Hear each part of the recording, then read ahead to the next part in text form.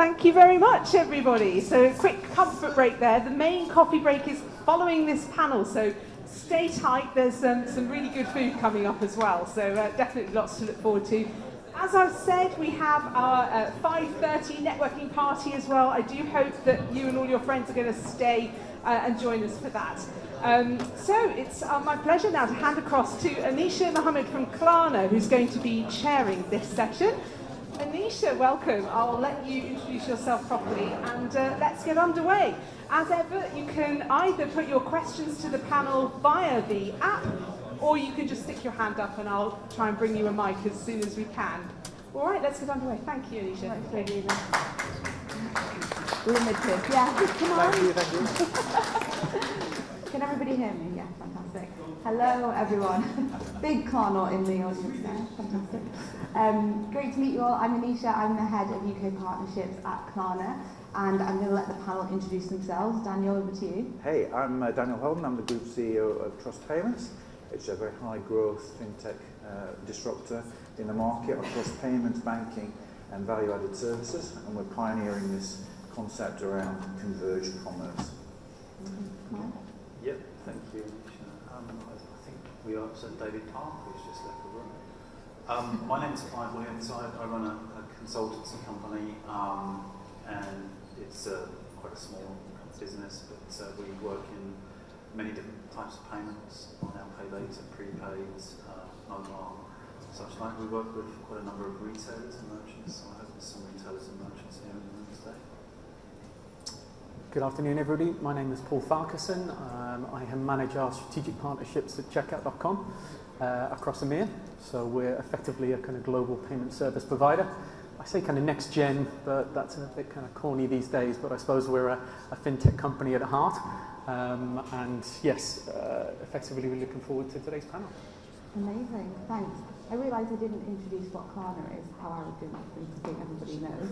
But we are technically a bank and obviously offer buy now, pay later services. In the partnerships team, we work with fine fellows such as Paul to get better experiences for our retailers and merchants as well.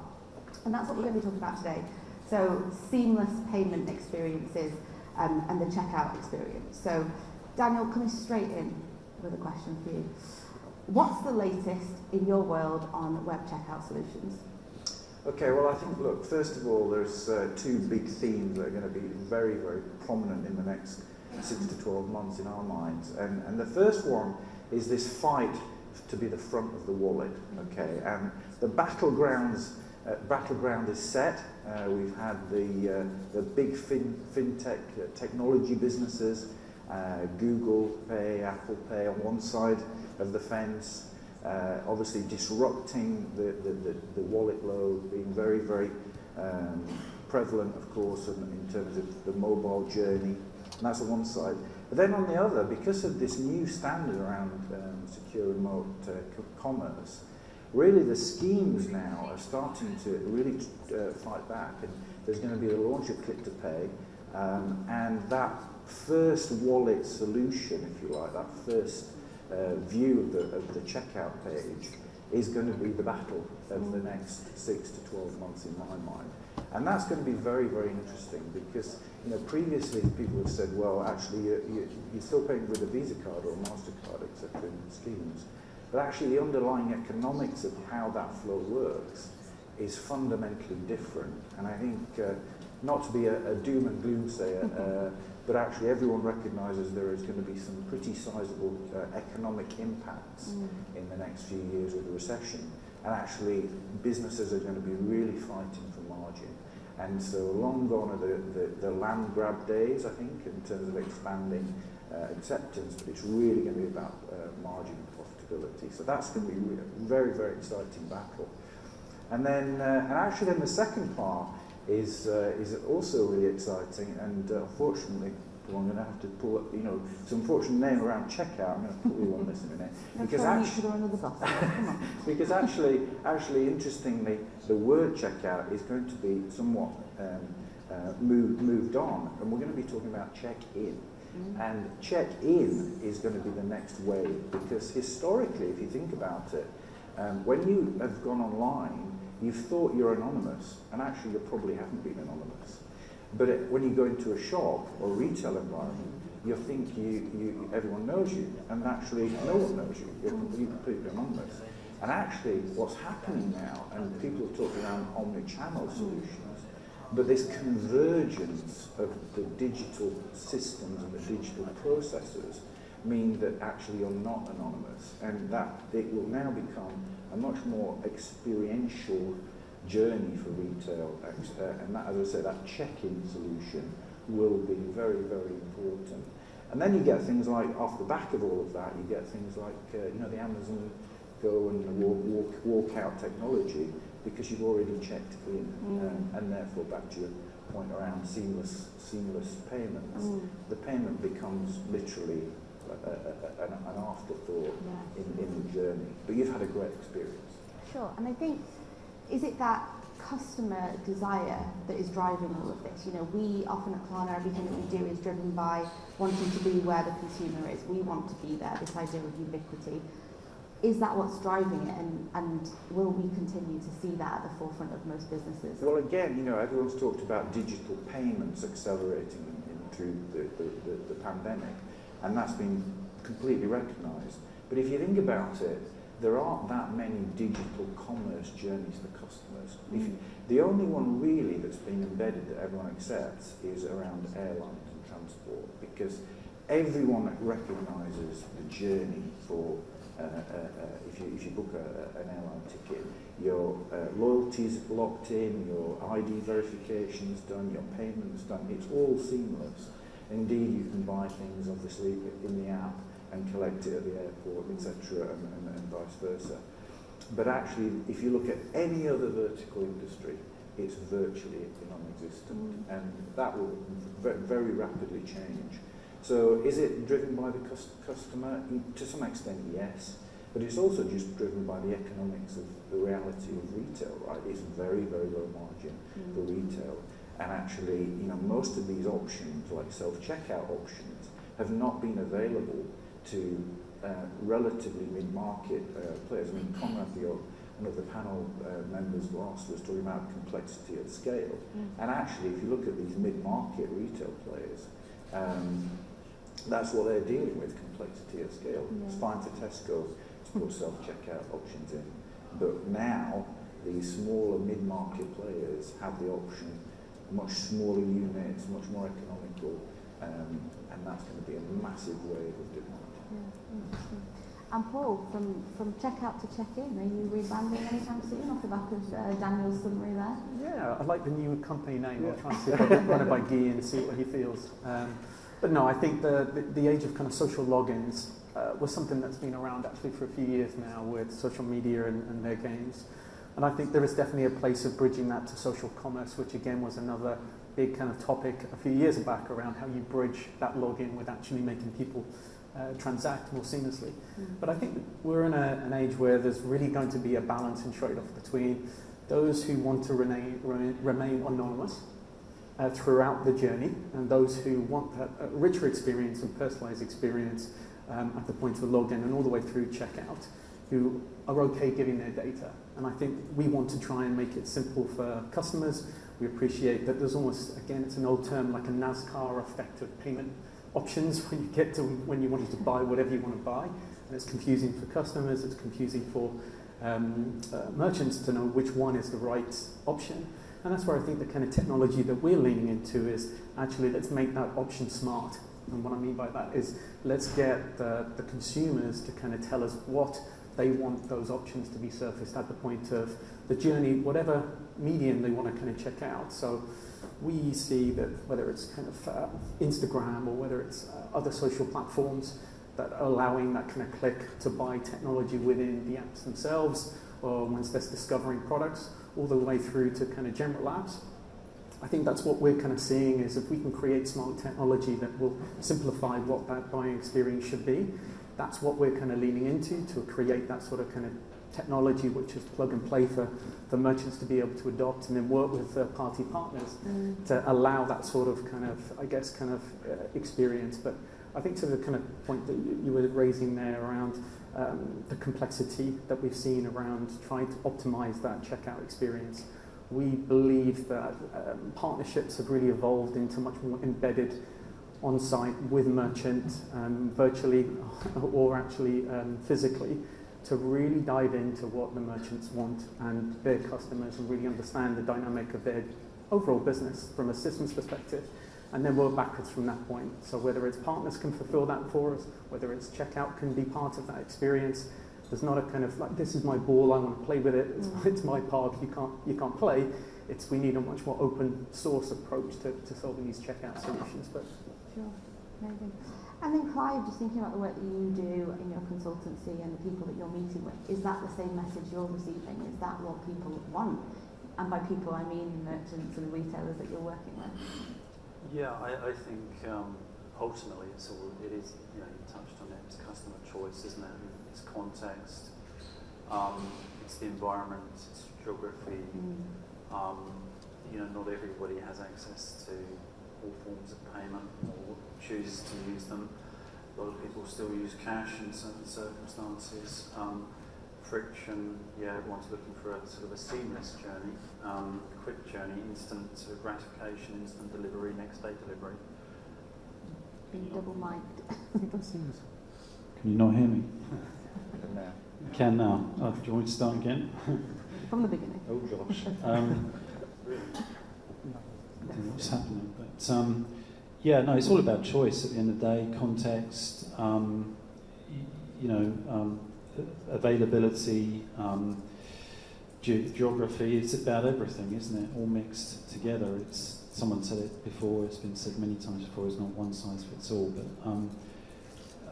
certainly merchants, I think the adoption of open banking has been quite slow amongst merchants, for payments at least. Many of them that I speak to want to offer that omnichannel solution service to their customer. In other words, the customer wants and expects the same or similar journey online as they do in store. They expect to see similar payment methods. And I know you guys are working on it and you have a solution for in-store buy now, pay later.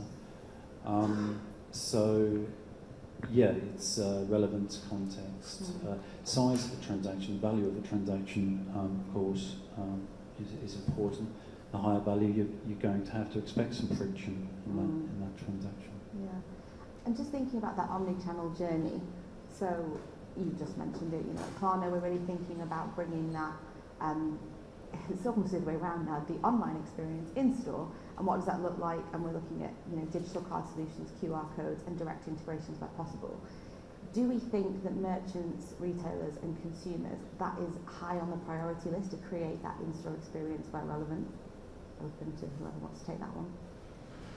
I think that's definitely true. I mean, many years ago, 5 years ago, I think when we were talking about cashier lanes, effectively, a big business would order 1,000 lanes and 100 self-checkout options. Now they'd be doing virtually the reverse of that. Yeah. But then in being able to invest in the device systems to actually have people walking around the store, perhaps, and have, as I say, more of a much closer relationship to the customer at the point of literally at the point of the consumer experience, and that might be a product on the shelf, or it might be an in-store pop-up, etc. And I think that kind of mixing of the mediums, if you like, is going to be very, very important. Yeah. And then, as you were saying, the choice of payment options is vast, really now, and that's partly buy now, pay later options, but other ones as well. And increasingly, interestingly, you said about open banking, but I think certainly the retailers we speak to are very confused by how open banking will work. They understand the theory, of course they understand the theory of it, but they find it very difficult to implement in a use case environment. I think it's about the customers as well. The average person in the street doesn't know what open banking is. Sure. Really. They don't understand the term. It needs a payment tag, a bit like the card schemes have got, or a logo. It needs something like that to get the critical mass and customer awareness. I mean, at the end of the day, it's an online banking transaction, isn't it? effectively, but actually the mobile journey is very, very quick, very seamless. It's as secure as it probably can be in today's world. But again, there's context there as well. I wouldn't personally buy an airline ticket using open banking. It would be very difficult perhaps to get a refund. What happened if the travel operator went into administration? I've got no Section 75 cover, have I? So you're a cynic, Clive. no, I mean personally, I think it's a good way to pay, but more so for the merchant though. Sure. Because it's irrevocable generally. Sorry, Paul, I was just going to say, from your side, obviously building new solutions, out of the box or whatever, is this something that you're focusing on? Is open banking something that you're looking to offer in the future? Yeah, I mean, we've got a partnership with a range of different partners that help provide that type of solution today. We haven't got it as a proprietary offering. Because I guess we're just kind of observing and trying to find out where the technology and experience is coming from. Yeah. And there are players like TrueLayer and obviously Vlad and other players who are really kind of defining that market, and I think that's an exciting place. But I think it will definitely have its time and its 15 minutes of kind of fame in terms of the optimal experience for customers. But I do agree it needs to be much more standardized and recognized within some sort of consumer lens. Sure. Because at the moment we've got it where you can transfer between bank accounts or you pay your credit card debt and it kind of flicks off between 3 or 4 different apps. Yeah. And I don't think it's quite as seamless as it could be, and I think there's still a way to go to get open banking there. But I think it's interesting. But back to the original point around that in-store and bridge between online, I think we've been looking at this to understand, well, what is that right experience? And I worked at Amazon for my sins for kind of 5 years. And we were looking at very much around what that payment experience needs to be, and obviously Go was the kind of shining light that kind of came out, but it gave an experience that the customers would have a reason to use it. And I think that's very key. If you're trying to encourage your consumers to do something different than what they're used to, you have to give them a carrot on a stick. And we've seen that really well with kind of Alipay and WeChat Pay, where they create these kind of discounts that are kind of instant, time-bound, relevant, social in terms of they're interacting with their friends, to say you go into Burberry and you're going to get X experience, X discount, and it's driving that behaviour. And so I think when we talk about getting the right local payment methods, or open banking, or whatever it is, in-store or even online, it's got to be relevant and an incentive for the customer that is trusted and has that kind of recall and reverse capability that you mentioned there. Yeah, no, well, right, that is on. The loyalty piece, I mean, where is the incentive for a customer to use open banking? The card, payment method isn't broken, is it? Not from the customer's point of view. It's taken how many years? 50 years for us to get used to card payments. Probably less, but SCA now, that's introduced friction, initially at least, a few months ago.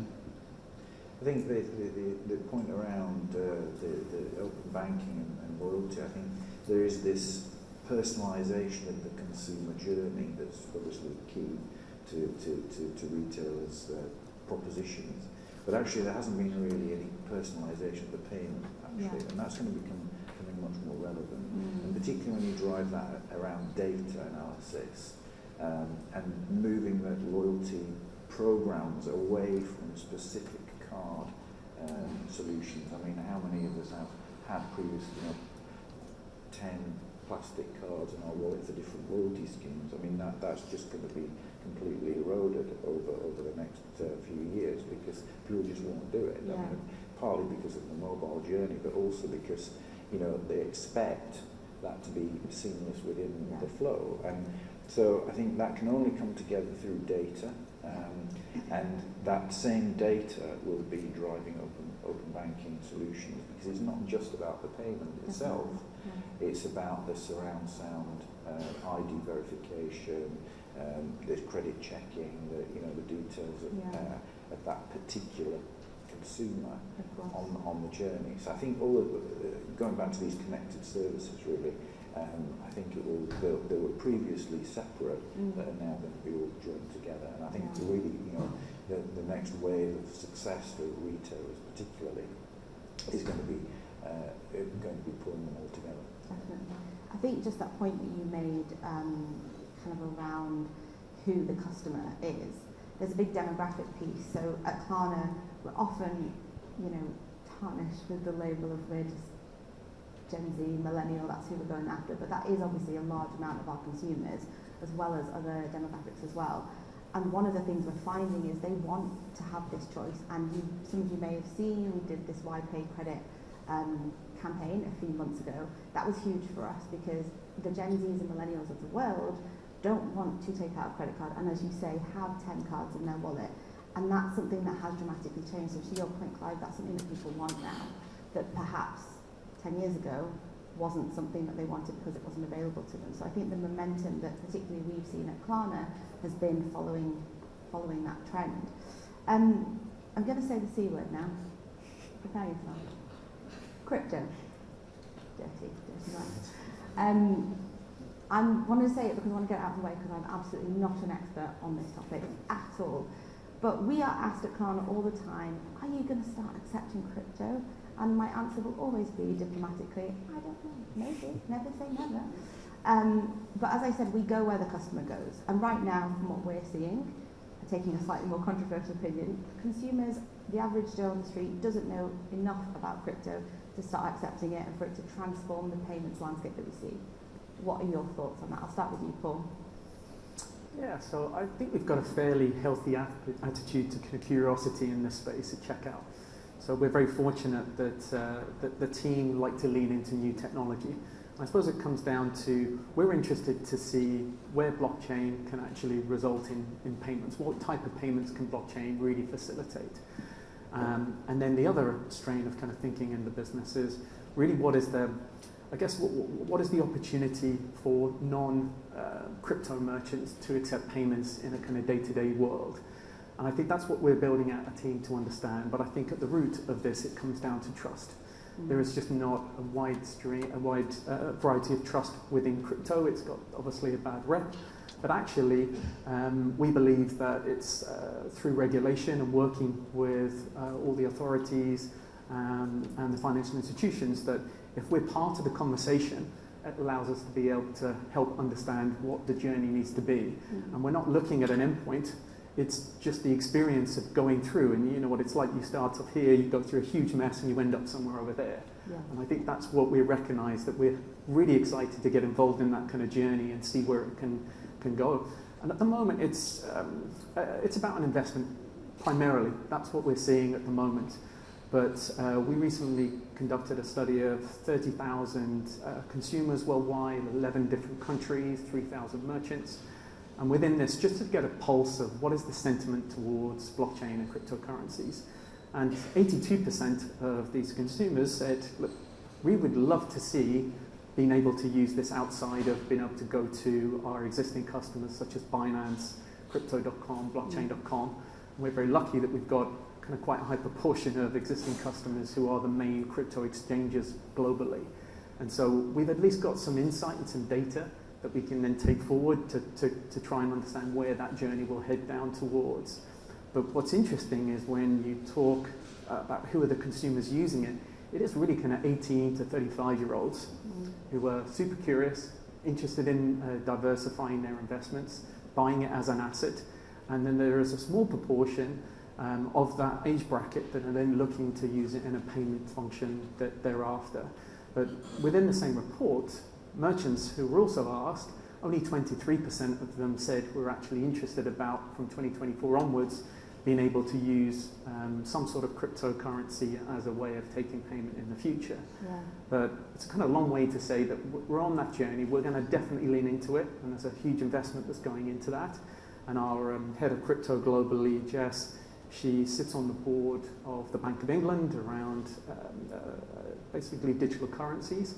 And so I think that's a great place for us to be because it helps us define that regulation piece. Yeah. And until we can get it regulated, it then hits trust. And as soon as it's trusted, then we believe there's a catalyst for progression.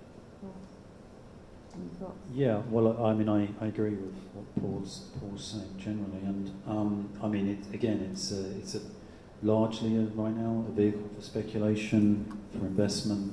As you say, it's a little bit niche, and very niche, I would say personally, in terms of using it as a genuine payment method or an alternative payment. Again, my son-in-law, he invests in NFTs and crypto.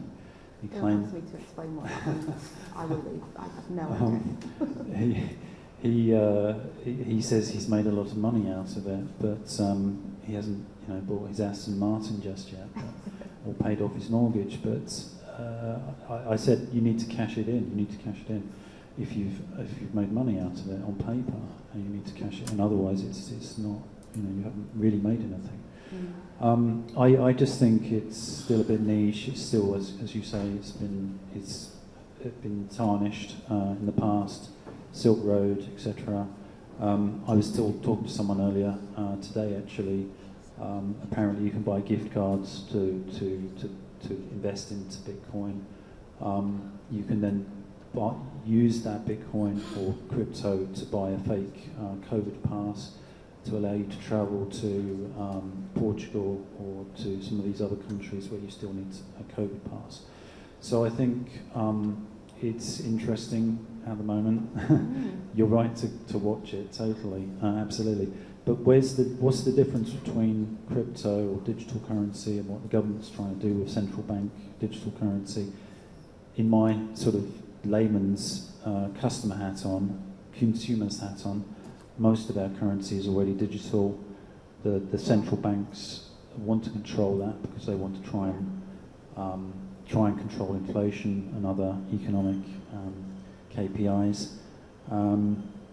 So I'm a little bit cynical about it right now, if I'm honest with you. Another cynical point now, Clive. Very cynical about these topics. About life. And Daniel, we were talking about the fact that Gucci now, I believe, are accepting crypto in store. Yeah. How do you think that it has a place in the luxury sector, or do you think it has a place in different sectors, or is it just? There's some, I think we have to separate the two conversations between blockchain and the specific cryptocurrency discussions. I think blockchain has an amazing use case around stored value, and if you think about that displacing gift cards and loyalty programs and even refund discounts and things, it's an amazing technology base. When we look at crypto itself, 3 years ago we were an early mover, first mover in terms of adopting crypto on our payment rails. And if you think about actually what's happening now, okay, it's definitely not mainstream as a payment method, but the use case of it or the usability of it is still on the Visa Mastercard rails typically, in terms of stored value of a crypto wallet that's usable on a card payment rail. So it's interesting that this already become enmeshed within the existing rails of payments that people can pay if they want to. And again, it's just another payment method. Okay? Yeah. Yes, it's unregulated at the moment, but it's not going to be unregulated forever. And the genie is out of the bottle. It's happening. And it's a shame that some regulators haven't at least had the innovation and foresight to adopt and encourage these things, or not necessarily encourage, but put frameworks and sandboxes around them. And it's happening. Some of them are having to catch up. So I guess to answer your question, crypto is definitely here to stay. Yes, it's a speculative part of the world probably at the moment, but it has a lot of use cases. Sorry, one other thing around NFTs. Again, NFTs in and of themselves, again, a very interesting use case. There's amazing things around membership, particularly around sports events and things. Wouldn't you want to encourage, or have as a sports fan, an NFT that unlocked your Premier League seat access, and the whole journey around merchandising and value creation and fan loyalty. That's an amazing thing for NFT, but they've kind of got this new, wacky, negative connotation just because of the speculative investment approach. So I think we're going to have to unpick the different parts of what is reality and what is real noise. Yeah. So we've got optimists here as well. Well, I mean, so let me ask you then, if crypto is regulated, does it become less attractive as a speculative vehicle for investment? Well, I mean, there's a range of, not every one of them is going to be regulated for sure. I mean, the CDBC as a stable coin solution is a very, very compelling argument for central banks to it's lower cost infrastructure. It allows much more global cross-border commerce to happen much sooner. So there's still massive, fractured payment rails globally, and that's obviously why APMs and other systems are prevalent actually, and that could revolutionise. CDBC could revolutionise that process. And then in terms of regulating specific kind of currencies and specific coins, maybe it becomes less of a speculative investment, but that's by definition why it's regulated, and therefore it becomes more, not necessarily stable in the capital S, but stable in volatility terms. So I think it's going to be a very interesting time, I really do, and I think you shouldn't discount crypto is not at the end of its journey, it's at the very start of its journey.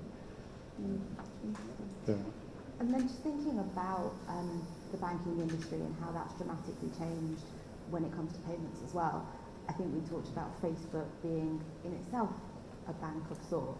What does the future look like, or how is the disruptor brands, that we know and love maybe, such as Klarna, how are they getting on, and what does the future look like? Well, I'm going to dive in because I love this question. I think it's a brilliant question because I think it opens up what is money, and it's what is stored value. Yeah. And if why isn't does Facebook coin, because they're lending against the balance sheet of Facebook, why is that different from a bank or a government a government balance sheet? I think that is going to open up a huge and very interesting part of what we perceive as value and what we perceive as money. Yeah. And then you get, even within that, split the value systems, so that you can buy 1/100th of a property because you have this coin that's infinitely divisible. So yeah, that's sorry. What is money? I don't think I can answer that question, I'm afraid, by myself. Paul, what are your thoughts on that? Yeah, I mean, that was a super popular question at Amazon. When are you going to become a bank? So it's like, oh my goodness.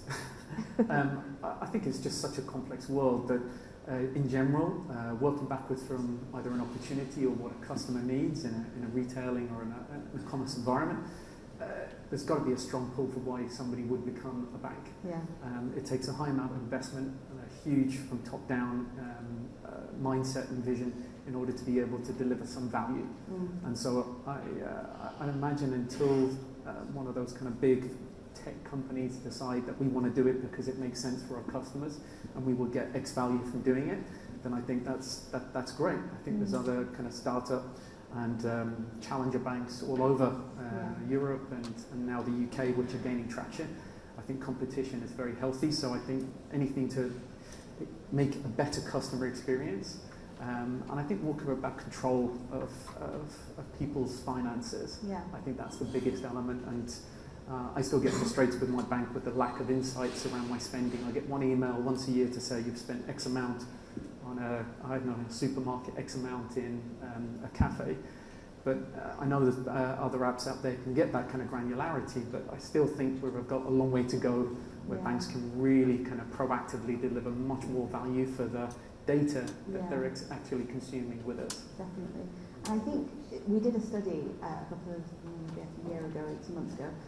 80% of 18 to 35-year-olds would rather go to the dentist than go to their bank.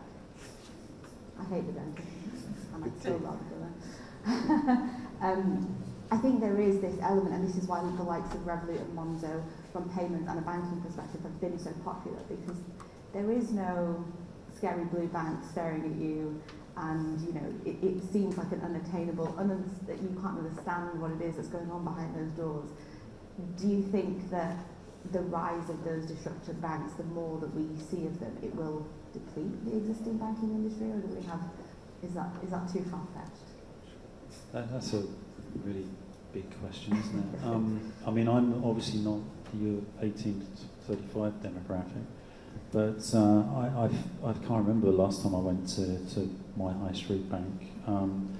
It might have been to pay in a cheque that I got from my mother-in-law or something like that, but I wouldn't even know how to pay a cheque into Starling or Monzo. I met someone the other day who didn't know what a cheque was. Well, there you go. So horrifying. Kind of says it all. But I don't know. I think obviously we are within the industry. So, for example, I've got a number of digital bank accounts, with Starling, with Monzo, and Revolut, and Ziglu, just to check them out. But I'm not going to be the average customer in the high street. I think it's very easy to open an account with these guys. It's not as easy with some of the the big 9 banks here in the UK to open accounts. Fundamentally, again, we've touched on it. It's all about identity, isn't it? And if you know someone's identity, you're as a merchant as well. You're more than halfway there. So data obviously plays a really key part in payments anyway. We have 55 million downloads of our app. It's obscene. But we also recently activated the shop with Klarna via the app at any store. So we don't work with Amazon, but that is naturally the number one place that people go to. And if they know it's available, they will go and find it. They will go and use Klarna to personalise that payment experience. And the data that we get from that is so powerful. It's really compelling, not just for us, but for our merchants to see that people are adopting Klarna. The way they're adopting it as well is through the app. The app is so, powerful in that people actually want to engage with it. You've got the shopping feature in there, you've got wish lists, things like that. That's what people want now. Is that right? Are people looking for everything to be in an app, and they can go in there and shop wherever they want with whatever they want? Well, just to compliment, I guess, Klarna on the strategic plan. It's an amazing strategic plan because. Thank you. I wrote it myself. Yeah, maybe a bit. Are you looking for a job? Because it used to be, or maybe started as a payment method, and has become and evolved into a super app solution, and actually maybe the start of the disintermediation of merchants themselves, which I think is a fascinating proposition of the time. But back to the point around banking, perhaps, just strategically, I think we've had the old traditional banks that just haven't been able to keep up with the technology change. We've had disruption with the technology with payments, and then guess what? The payments businesses maybe not becoming banks, but certainly adopting banking networks and banking partners to have use cases that are together, and hence why you have this convergence of payments and banking back into what was payments and banking, but in a different form 20 years ago. So I think the technology has changed very much, but of course people are wanting easy use, easy to engage with systems, and as I say, COVID has compressed the innovation timeline for payments, and it will, and the recession, as it will come, I think, will compress the innovation for customer journey. I really do, and I think we'll see another acceleration of things, probably because of bad reasons, but will hopefully be some good outcomes. Heard it here first. Maybe. So let me just check and see if we have any questions from the audience. Are there any questions from the audience? reaching time now. I see no hands, but it was very bright. Hello. I don't know if there is a microphone. There's one here. Do we have a Oh, it's on its way. There you go. Oh, there we go. It's all about teamwork. Yeah. Thank you. Will there ever be a bank ID in the UK? I mean, in Sweden we have something called bank ID. And a bank ID, you can do anything with it. So I go into this bank ID app, and that gives you, then I'm safe. It's somebody that Klarna can sell. You're familiar with bank ID, yeah? So my question to you guys, I mean, this would solve so many problems, you know, credit check, who am I, etc., etc. You know, you'll know everything about me with my bank ID. Is that something that's going to happen in the UK and solve all these problems which you've been talking about? I'm not familiar with it myself, I must say, but it sounds a little bit like sort of open banking-esque, you know, where... No, I don't. Okay. I don't know if anyone... Okay, let me explain. In Sweden, we're about 1 million miles ahead of everything you've been talking about. Klarna, a Swedish company, as everyone loves. It's very, very popular. I have it all the time. And when I want to go in the Klarna app, I go in an app called Bank ID. And the Bank ID is given by my bank. So all the banks, Nordea, SEB, everyone accepts that. So and that tells them who I am, or how much money I've got, my history, etc., everything about me. So when I press Bank ID, that opens the door. That's the key into everything. Yeah. So I use it for everything. COVID, you know, this EU thing, and everything. I use Bank ID. And my question is, are you not even discussing it? Obviously, you're not. To have a something from all the banks, give everybody this app, and then you can then access. Well, I don't know about having an app to go in front of a consumer or a checkout or a retail experience, but I know kind of checkout, we've just acquired a French startup company called Hubble, who are all about identification and verification using basically quite advanced software, which effectively they're able to scan 2,000 plus documents. They're able to kind of do quite high-tech configurations of identifying consumers, but not where you've got to use an app. It's a retailer's got the opportunity to sell something, and in the background, it's an enhanced way of identifying that person to know who they are. So it's less evasive, but more behind the scenes is, I think, where the kind of trends that we're seeing from a kind of fraud identification and verification perspective needs to happen, because fraud in the last 18, 20 months online has just gone crazy. And so there's much more need to help solve those kind of tiny margins that retailers are getting at the best of times, and to protect them against kind of disputes, chargebacks, and any sort of kind of fraudulent experience. So I think we're kind of very much leaning into that, but we're trying to solve it without the need of getting the industry, which when you look at the UK, or maybe it shouldn't be UK-centric, European-wide, it's very difficult to get all these big people in a room to agree on a certain type of format and standardization. We've seen that with a range of different examples. So I think they're probably expecting the kind of financial technology companies are a bit more nimble to try and solve that for them until there is the day where they'll basically regulate to innovate. Yeah, I mean, Sweden is a very digitised, high digital adoption country, of course, you know, culturally, that's true. I think that the issue is more cultural than technical, to be honest with you, because, you know, you've had even things like national ID cards, which, you know, some people think are just obvious and why would we do that? And other people have very strong views of, privacy and oversight. So I think it's a really hot topic culturally, not necessarily technically. But I'm sorry, but it sounds like in the UK you do it. You don't have it, but you have. You know, you do it secretly. You gather information and the same information. In Sweden they do it openly. Yeah, I wouldn't say it's secret, but it's behind the scenes, I think. Yeah. I mean, there's, you know, I mean, Anisha, you would know this, obviously, in your world, you're potentially doing soft or hard credit checks on customers.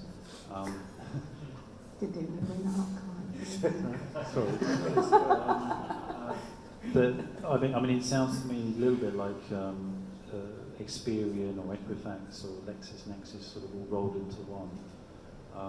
You know, where you're doing an identity check and a creditworthiness check at the same time.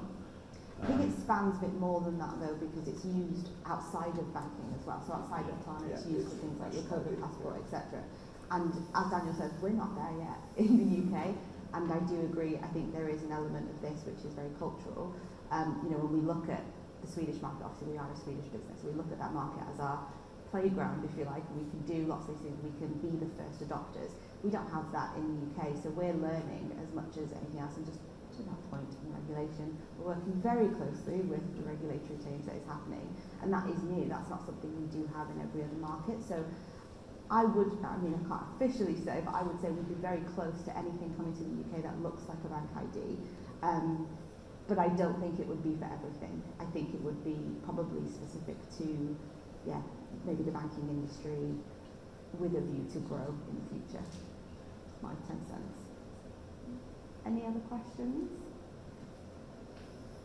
No? Fabulous. Well, thank you everyone for listening, and thanks so much to the panel for joining me.